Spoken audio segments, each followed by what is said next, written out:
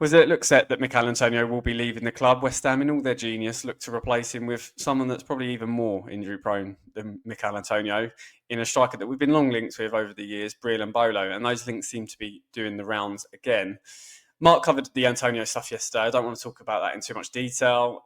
I pretty much agree with everything that Mark was saying. I actually don't think that we probably should have offered him a deal at all, to be honest. I think this is the logical end of our relationship with Antonio. I think he's been a fantastic servant, as Mark said, 10 years at the club, but just feels like the right time. And I think if this was any other club, to be honest, they would just cut ties and say, on your pop. But for some reason, there doesn't seem to be, again, any leadership at the club to make a decision. And I get that it's a little bit up in the air with his fitness, but if his agent, if his agent's saying that he's got other contract offers, that almost takes the guilt away from West Ham. Just like, brilliant, I'm happy that you've got other contract offers. Off you pop then, go and accept one, and we wish you all the best. That seems like such an obvious decision to me. That's just my opinion, but even this one we seem to be messing up to some degree. But like I say, a potential replacement for Antonio, someone that, like I say, we've been linked with so many times over the years. His name's propped up many summer windows and even January windows, and it seems like it's doing the rounds again. It's been in a few different places recently. Is Breel Embolo, who obviously Swiss striker, has played for a variety of different clubs in Germany and France, and like I say, it's been long linked with the club, and it looks like those links are doing the surface again.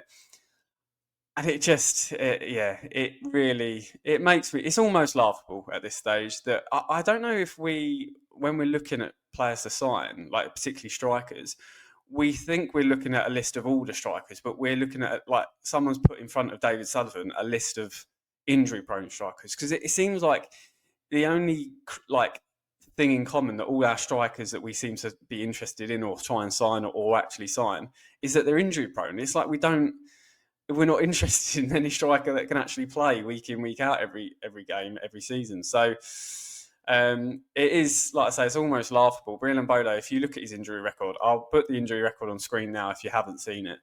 It's absolutely horrendous, like injury after injury, bad knee injuries. He's had various different injuries as well, like he's had hamstrings and stuff like that. It's just a striker that we should not be interested in. I'm not saying he's not a good player. I think he's got many good attributes for a striker. He's got pace, he's got physicality, he can finish. I think he scored against England in the Euros last year.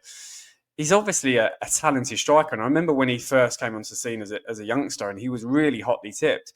But it's just one of those where injuries has got the better of him, and it's unfortunate for him. But why do we feel like we need to go and sign that player?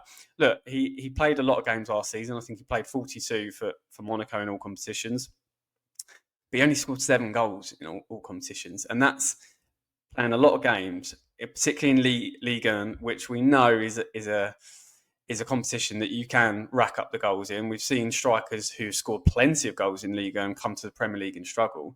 He's only scored 7 goals in a lot of games. He has got, I think, 9 assists in all competitions as well, which is a decent amount. But it's not anything that I think, well, we've got to take the risk on him. And we shouldn't be taking risks this summer. We can't afford to. We can't afford another striker to come in and be like, have a good debut, and then all of a sudden they're injured and we don't see them for another 3 months. And if you look at his record, that is very much like a possibility with Embolo. Like, he could easily, I think he's only played 20 games for most of his seasons in his career. I think he's 28 now. Like, most of the time, at most seasons, he plays around 20, 25 games in a season in all competitions. That's just nowhere near enough. Like, that is just nowhere near enough for West Ham to be thinking, oh, he could be one to bring in.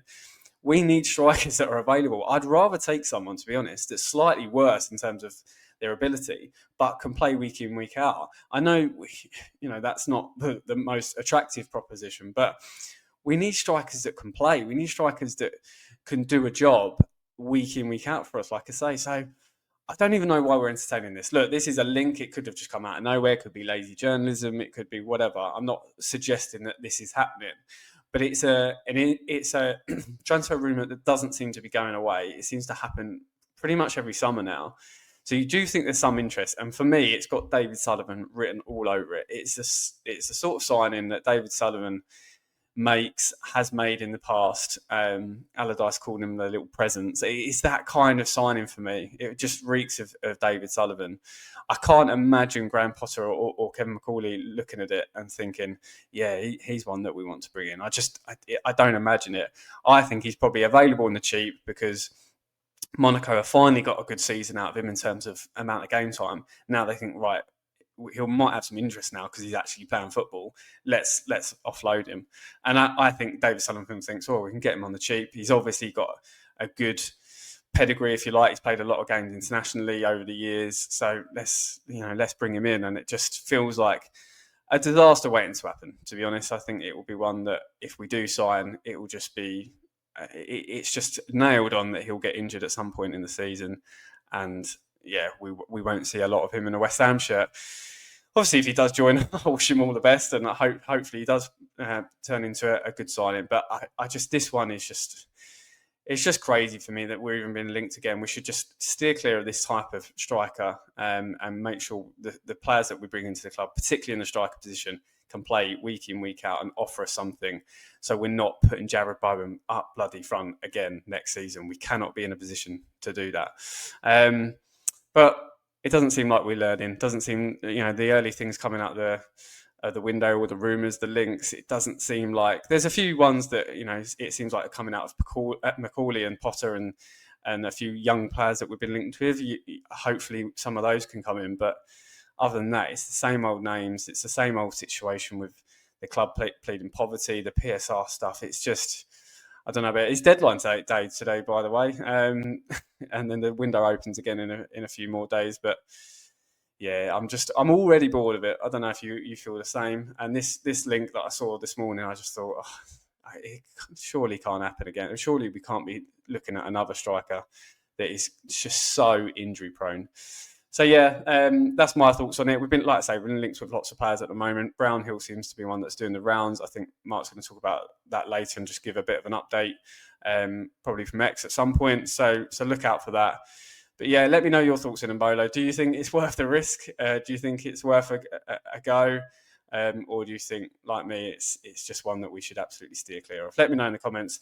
Like the video if you enjoyed it, and subscribe if you haven't done so already. And I'll see you on the next one. Up the Hammers.